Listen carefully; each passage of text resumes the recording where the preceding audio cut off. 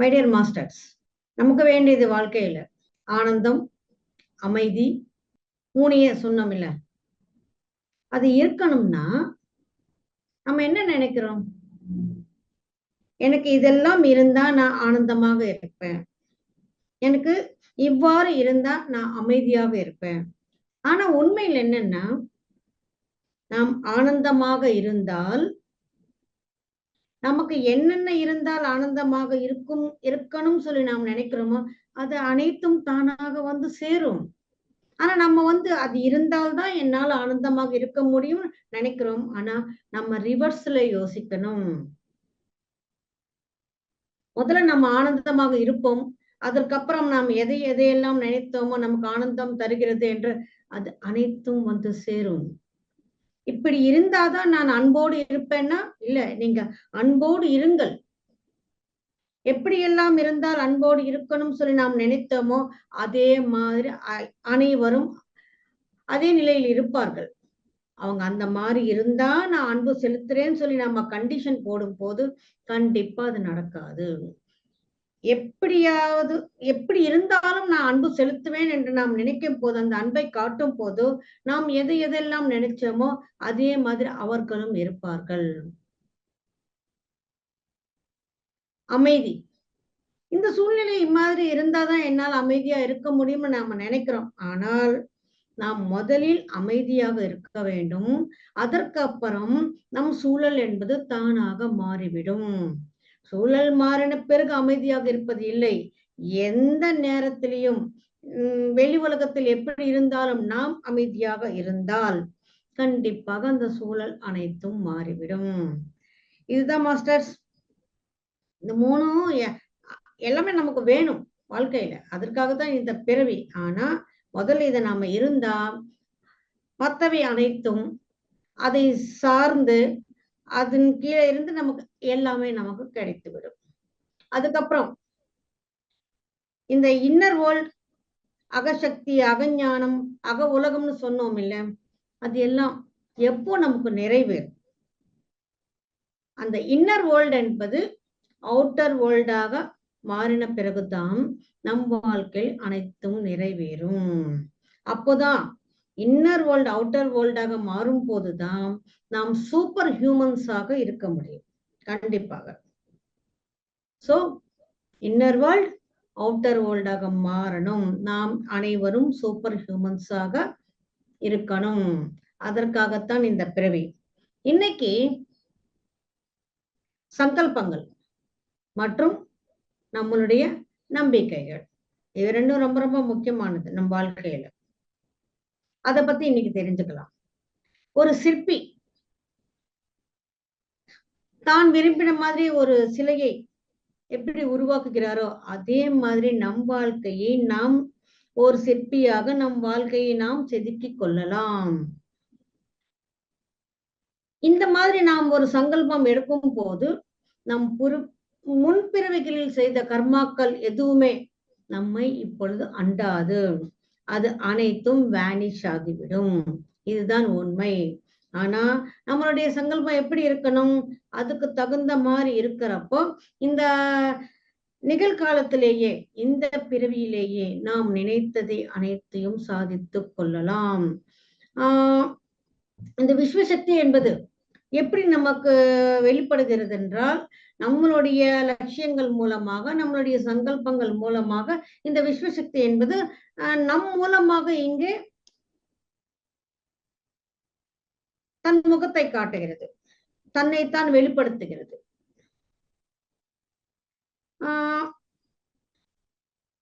இந்த சங்கல்பங்கள் ஆன்மீகமாகவும் இருக்கலாம், பௌதிகமாகவும் இருக்கலாம், இரண்டையும் சேர்ந்தும் இருக்கலாம். லட்சியங்களை வைத்துக் கொள்ள வேண்டும். இந்த லட்சியங்கள் உன்னதமானது தாழ்ந்தது என்று எதுவும் கிடையாது, சின்னது பெருசு என்று எதுவும் கிடையாது. முதலில் நம் லட்சியங்களை வைத்துக் கொள்ளணும். இந்த லட்சியங்கள் என்பது நம்மளுடைய சைத்தன்யத்தை பொறுத்து, நம்மளுடைய ஆன்ம சக்தியை பொறுத்து இருக்கும். இப்போ பத்ரிஜி ஜான ஜகத் செய்ய வேண்டும் என்று ஒரு சங்கல்பத்தை எடுத்துக்கொண்டார். அது அவருடைய ஆன்ம சக்தி. இப்ப நம்மள எடுத்துக்கிட்டா முதல்ல நாம என்ன நினைக்கிறோம்? என் குடும்பம் ஜான குடும்பமாக மாற வேண்டும். அதற்கப்புறம் நான் இருக்கும் இந்த தமிழகம் தியான தமிழகமாக மாற வேண்டும். அதற்கப்புறம் நாம் தியானம் செய்ய செய்ய நம்மளுடைய சைத்தன்யமும் பெருக பெருக நம் ஆன்ம சக்தியும் கூட கூட இப்ப நாம் என்ன நினைக்கிறோம், இந்த தமிழ்நாட்டில் இருக்கிற என்ன, இந்த உலகத்தில் தமிழர்கள் எங்கெங்க இருக்கிறார்களோ அவர்களுடைய சங்கல்பம் அனைத்தும் ஓர் சங்கல்பமாக இருக்கிறது. அகத்தியர் பிரமிட் கஷேத்திரத்தில் மாபெரும் மெகா பிரமிட் என்பது வர வேண்டும். பத்ரிஜி தியான ஜெகத்தை செய்யறேன்னு சொன்னாரு. நீ என்ன உன் குடும்பத்தை தியான குடும்பம் ஆக்கினா போதும்னு நினைக்கிறேன்னா, அதுதான் இங்க பெருசு சிறுசு என்பது எதுவும் கிடையாது. முதலில் நாம் சங்கல்பங்கள் வைத்து கொண்ட போது அது எப்படி நமக்கு வேலை செய்வது என்பதை நம்ம சின்ன சின்னதா ஒரு சங்கல்பத்தை வச்சு அதை நம்ம பார்க்கணும் பிரயோகமா. இன்னைக்கு ஆபீஸுக்கு போனா என் பாஸ் வந்து என்னை திட்டவே கூடாது. இன்னைக்கு இந்த பிரசன்டேஷன் இருக்கு, இந்த பிரசன்டேஷன்ல எனக்கு பாராட்டுகள் கிடைக்க வேண்டும். நான் விரும்பின சீட்டை எனக்கு வந்து பஸ்லயோ ட்ரெயின்லயோ கிடைக்க வேண்டும்.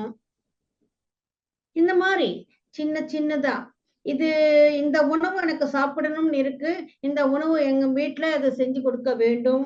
இந்த மாதிரி சின்ன சின்னதா நம்ம சங்கல்பங்கள் எடுத்துக்கொண்டு அது எப்படி நிறைவேறுது என்பதை நாம் பிரயோகமாக பார்த்தால் நமக்கு நாமே இன்னும் பெரிய பெரிய சங்கல்பங்கள் வைத்துக் கொள்ளும் அளவிற்கு நாம வளர்ந்து விடுவோம். இது சின்ன சின்னதா ஏன் வைக்கணும்னு சொல்றோம்னா அது நிறைவேறும் போது நமக்குள்ள ஒரு நம்பிக்கை என்பது வருகிறது. ஓ, இது கண்டிப்பாக இது வேலை செய்யுது, இது ஒர்க் அவுட் ஆகுது, இதை இன்னும் எப்படியெல்லாம் பயன்படுத்தலாம் என்ற புது கோணங்களில் நம் யோசனைகள் மாறுகிறது.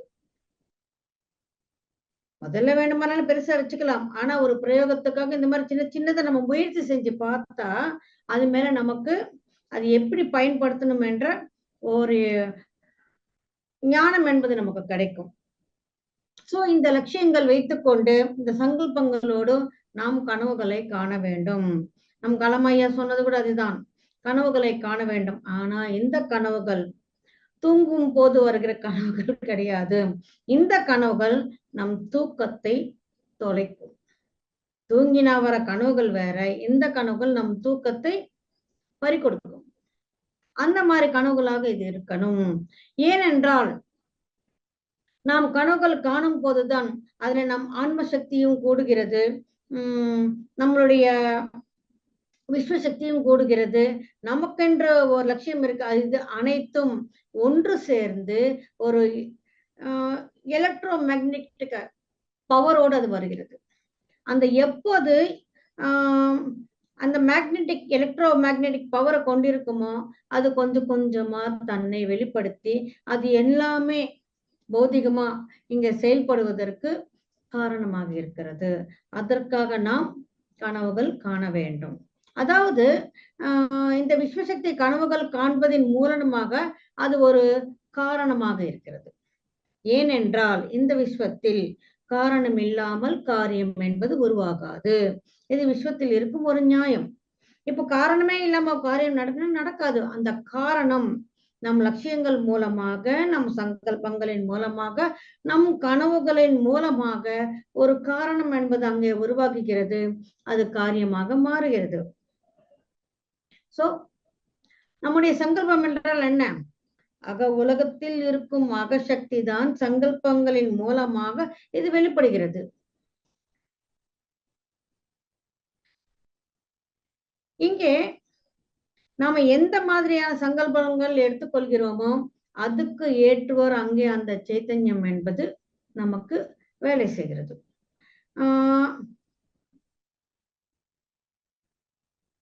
நம் சங்கல்பங்கள் பௌதிக வாழ்க்கைக்கும் சம்பந்தப்பட்டிருக்கலாம், ஆன்மீக வாழ்க்கைக்கும் சம்பந்தப்பட்டிருக்கலாம், இல்லை இரண்டும் சேர்ந்து கலந்து கூட இருக்கலாம்.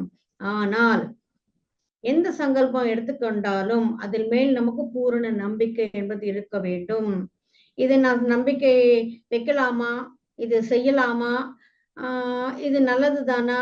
இங்க நல்லது கெட்டது என்பது ஏதும் கிடையாது. நல்லது கெட்டது என்பதை நம் இன்டெலெக்ட், அதாவது நம் மூளையிலிருந்து நாம செய்யும் யோசனை தான் அது நல்லது கெட்டது என்ற வேறுபாடை பார்க்கிறதே தவிர அக உலகத்தில் நல்லது கெட்டது என்பது ஏதும் கிடையாது. எதை கேட்டாலும் கொடுப்பதற்கு அக உலகம் தயாராக இருக்கிறது.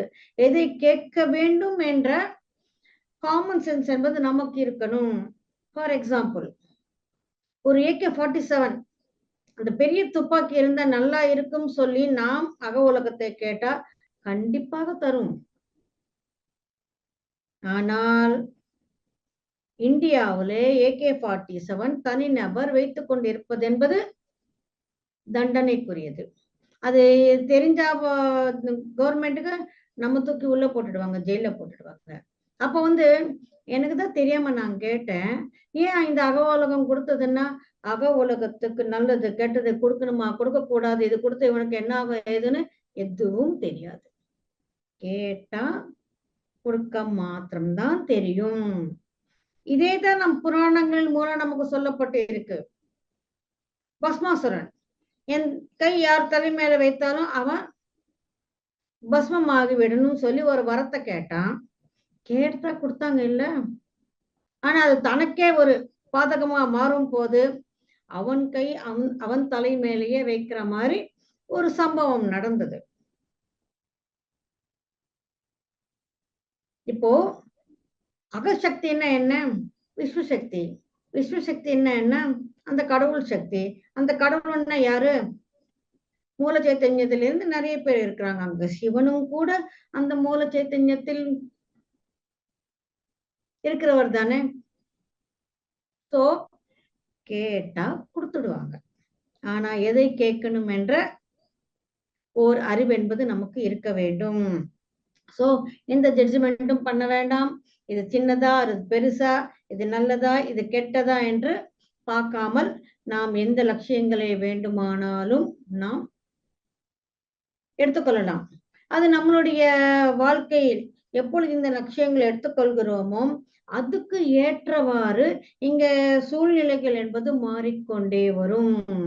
சோ இது நல்லதா கெட்டதா என்ற காலத்தை நாம் வீணாக்காமல் நாம் இதை பிரயோகமாக சின்ன சின்னதாக செய்து பார்த்து அதுக்கப்புறம் பெரிய லட்சியங்களை நாம் அதை வெற்றிகரமாக நிறைவேற்றிக் கொள்ளலாம். ஓகே. எப்பொழுது நம்மளுடைய ஞான சக்தி கூடுகிறதோ, ஆன்ம சக்தி கூடுகிறதோ, நம் சாதனை கூடுகிறதோ, ஆன்மீக ஞானம் வளர்த்து கொள்ளும் போதோ நம் லட்சியங்கள் கூட அதுக்கு ஏற்றவாறு இருக்கும். இப்போ பத்ரிஜியை போய் நீங்க ஒரு தனி விமானம் வேணும்னு சொல்லி ஒரு லட்சியத்தை வச்சுக்கொள்ளலாம் இல்லைன்னு கேட்டா அவர் சிரிப்பார். அது எல்லாம் தேவையே இல்லை. நமக்கு வேண்டியது ஜான ஜகத், சாகாகார ஜகத், பிரமிட் ஜகத், இது வேணுமே தவிர தனக்கென்று ஒரு விமானம் வேண்டும், அதிலே தான் பயணிக்க வேண்டும். அதுல நன்மைகள் கூட இருக்கு. நமக்கு நிறைய டைம் என்பது சேவ் ஆகும். நம்ம அங்கேயும் பல வகுப்புகள் எடுக்கலாம். நம்ம ஒரு பப்ளிக் டிரான்ஸ்போர்ட்ல ஒரு விமானத்தில் போகும் போது நம்மளால எதுவும் செய்ய முடியாது. ஆனா அங்க நம்ம நிறைய செய்ய முடியும். மீட்டிங் வச்சுக்க முடியும், பல பேரோட பேச முடியும். அங்கேயும் நம்ம சுத்தி ஒரு 10 பேர் இருந்தா அவங்களுக்கு அங்கே ஒரு வகுப்பை எடுக்க முடியும். எல்லாமே இருக்கு. பட் அதை விட அதற்கு நம் ஆன்ம சக்தியை உபயோகிக்கிறதை விட ஜான ஜெகத் என்ற ஒரு விஸ்வ கல்யாணத்திற்காக தன் சக்தியை பயன்படுத்துவது என்பது மிக சிறந்தது. அவர் நினைச்சிருந்தா அவர் எவ்வளவு வேணாமானாலும் அனுபவித்திருந்திருக்கலாம். அந்த அளவுக்கு அவருக்கு அனுபவித்தார். ஆனா அதை எதுவும் அவர் பொருட்படுத்தவே இல்லை. சுகமாக இருக்கணும், சந்தோஷமாக இருக்கணும், சௌகரியமாக இருக்கணும். சுகமாக சௌகரியமாக இருந்துக்கொண்டு அதுக்கப்புறம் இந்த ஜான பிரச்சாரம் செய்யணும் சொல்லி எப்பவுமே நினைக்கிறேன். ஏனென்றால் அவர்களுடைய லட்சியத்துக்கு ஏற்றவாறுதான் அவர்களுடைய யோசனைகள் என்பது இருக்கும். சின்ன சின்ன விஷயங்களை, சௌகரியங்களை எப்பொழுதும் பெரிதாக எண்ணவே மாட்டாங்க. பத்ரிஜி முக்கியமாக அந்த கம்ஃபர்ட் ஜோன்ல இருந்து வெளி வந்தால் மட்டுமே நம்மளால் பெரிதாக சாதிக்க முடியும். கம்ஃபர்ட் ஜோன்லயே இருந்து கொண்டா நம்மளால ஒரு சின்ன அளவுல தான் நம்ம செய்ய முடியுமே தவிர அந்த கம்ஃபர்ட் ஜோனை விட்டு வெளியில வரும் போதுதான் நாம் அதிகம் சாதிக்க இயலும். சோ நம் கோல்ஸ் ஆகட்டும், நம் காரணங்கள் ஆகட்டும், நம் லட்சியங்கள் ஆகட்டும், அனைத்தும் நம் சங்கல்பங்களின் மூலமாக அனைத்தையும் நாம் நிறைவேற்றிக் கொள்ளலாம். நாம் எந்த சங்கல்பத்தை நாம் எடுத்துக்கிறோமோ அதுக்கு ஏற்றவாறு நம்மளுடைய புத்தி கூர்மையும் நம்மளுடைய சாமர்த்தியமும் தானாக பெருகிக் கொண்டே வரும். அது மட்டும் இல்லாம இதை நான் செய்ய வேண்டும் என்ற ஒரு கோரிக்கை நமக்குள் வந்தால் அதுக்கு வேண்டிய அனைத்து சாமர்த்தியமும் நம் கிட்ட இருக்குது என்று அர்த்தம். சாமர்த்தியம் இல்லைன்னு நமக்கு அந்த கோரிக்கையே உண்டாகாது. கோரிக்கை இருந்தா போதுமான? எஸ், கோரிக்கை இருந்தால் போதும். கோரிக்கை நம்மளுடைய சாமர்த்தியத்தை நமக்கு காட்டுகிறது, இது உன்னால் முடியும் என்று. சோ எந்த கோரிக்கையாக இருந்தாலும் சரி, அந்த சாமர்த்தியம் என்பது நமக்கு இருக்குது என்று நாம் நம்பி நாம் செயல்பட்டால் கண்டிப்பாக அதை நிறைவேற்றிக் கொள்ள முடியும். சோ இதன் மூலமாக நம்ம மனோசக்தி என்பது கூடிக்கொண்டே வரும். இது அனைத்தும் கேட்பதற்கு நமக்கு ஒரு காமன் இன்டெலிஜென்ஸுக்கு புதிதாக கூட இருக்கலாம். ஆனா இதே வேண்டுமானாலும் நடக்கலாம். நம் கண் முன்னாடி எத்தனையோ நம் வரலாற்றில இருந்து நிறைய உதாரணங்களை காட்டலாம்.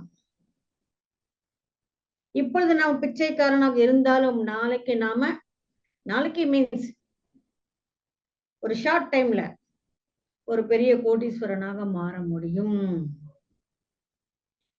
செருப்பு தைக்கிறவனுடைய மகன் அமெரிக்காவுக்கு பிரசிடென்ட் ஆகலையா? ஒபாமா அவர் எப்படி பிரசிடென்ட் ஆனாரு? நம்ம நாட்டுல பிஜேபி ஒரே ஒரு எம்பியாக வாஜ்பாய் இருந்தார். ஆனால் இன்னைக்கு பிஜேபி இந்த இந்தியாவையே ஆட்சி செய்யுது. இதெல்லாம் எப்படி வந்தது? ஒரு பார்லிமெண்ட்ல ஒரு சீட்ல இருந்து இன்னைக்கு ஆட்சியே செய்யற அளவுக்கு எப்படி வந்தது? அவர்களுடைய லட்சியம், அந்த லட்சியத்தை நோக்கி அவர்கள் செய்த சாதனை, அவர்களுடைய மனோசக்தி, ஆன்மீக சக்தி, இது அனைத்தும் சேர்ந்து குறுகிய காலத்தில் அந்த பார்ட்டி எவ்வளவு பெரிதாக வளர்ந்து இந்தியாவை ஆளுது. இது இப்ப நம்ம கண் முன்னாடி நம்ம வரலாறு நம்ம பார்த்து கொண்டேதான் இருக்கிறோம். அதே மாதிரி தான் நாம் எந்த லட்சியத்தை எடுத்துக்கொண்டோமோ அதை நோக்கி நம்மளுடைய வாழ்க்கையை பல மாற்றங்கள் வரும். அதாவது லட்சியங்களை நாம் தேர்ந்தெடுக்கும் போது ஒரு கவனம் என்பது மிக மிக அவசியம். அந்த லட்சியங்கள் கோரிக்கைகளாக மாறி நம்ம வாழ்க்கையில அது நடக்கும் போது அந்த கான்சிக்வன்சஸ், அந்த ரிசல்ட் அனைத்தையும் நாம் அனுபவிப்பதற்கு தயாராக இருக்கணும். இப்ப AK-47 சொன்னேன்ல, அந்த லட்சியம் எடுத்துக்கொண்டால் அது நமக்கு வந்து சேர்ந்தால் அதனுடைய பலன்கள் கண்டிப்பாக அனுபவிக்கிறது வரும். சோ பார்த்து நாம் எதை செய்ய வேண்டும் என்பதை நம் வாழ்க்கைக்கு அது எது வரைக்கும் உபயோககரமாக இருக்கும் என்பதை பார்த்து அதை நாம் எடுத்துக்கொள்ள வேண்டும். சோ இந்த பௌதிக வாழ்க்கையில ஆசரணை இல்லாமல் எந்த சங்கல்பமும் சாதிக்க முடியாது. அந்த ஆசரணைக்காகத்தான் சின்ன சின்ன சங்கல்பங்கள் எடுத்துக்கொண்டு அது எப்படி நிறைவேறுது என்பதை நாம் பிரயோகமாக பார்க்கணும் என்று சொன்னது. நாம் லட்சியங்கள் நிறைவேற்றிக் கொள்ள ஆன்மீகமாக நம்மளுடைய உயர்வு என்பது, ஆன்மீக விஞ்ஞானியாக நாம் மாறுவது என்பது இருக்கும். இந்த சைத்தன்யம் என்பது ஒரு மேக்சிமம் லெவல்ல இருக்கும் போது அதுக்கு ஏற்றவாறு நம்மளுடைய சங்கல்பங்கள் இருக்கும். ஒரு புத்தர் ஆகட்டும், ஒரு ஜீசஸ் ஆகட்டும், ஒரு பத்ரிஜி ஆகட்டும், இவர்கள் அனைவரும் தங்களுடைய ஆன்ம சக்தியின் மூலமாக பல சங்கல்பங்களை வைத்துக்கொண்டு தம் வாழ்க்கையில் சாதிக்க வேண்டியதை அனைத்தும் சாதித்து காட்டியிருக்கிறார்கள். இவை அனைத்தும் நமக்கு முன் உதாரணங்களாகவும் பாடங்களாகவும் எடுத்துக்கொண்டால் அது மேல் நமக்கென்று ஓர்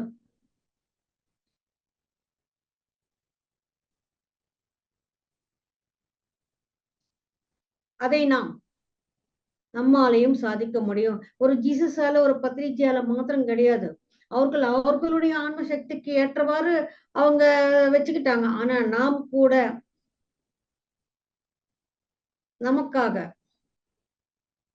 நம் குடும்பத்துக்காக ஆகட்டும், நம்மளுடைய தமிழகம் பெரிய மகா பெருமை வர வேண்டும் என்பது ஆகட்டும், இதை அனைத்தும் அனைவரும் சேர்ந்து ஓர் லட்சியமாக மாறும் போது கண்டிப்பாக அதை நிறைவேறும். இதுல எந்த விதமான வியாக்கியானங்களும் வேற எதையும் நாம சிந்திக்க தேவையே இல்லை. எப்படி வரும், ஏது வரும், அது நம்மளால் முடியுமா? ஒரு சின்ன விஷயத்தை எடுத்துக்கொண்டால கோடிக்கணக்குல செலவாகுது, எவ்வளவு காசு நமக்கு எங்கிருந்து வரும்? இது அனைத்தும் இந்த அனாலிசிஸ் எல்லாத்தையும் நம்ம விட்டுணும். அந்த லாஜிக் மைண்டை விட்டுணும். ஆன்மீகமா நாம உயர வேண்டும் என்றால் கண்டிப்பாக இந்த லாஜிக் மைண்ட் என்பதை நாம் விட்டுவிட வேண்டும்.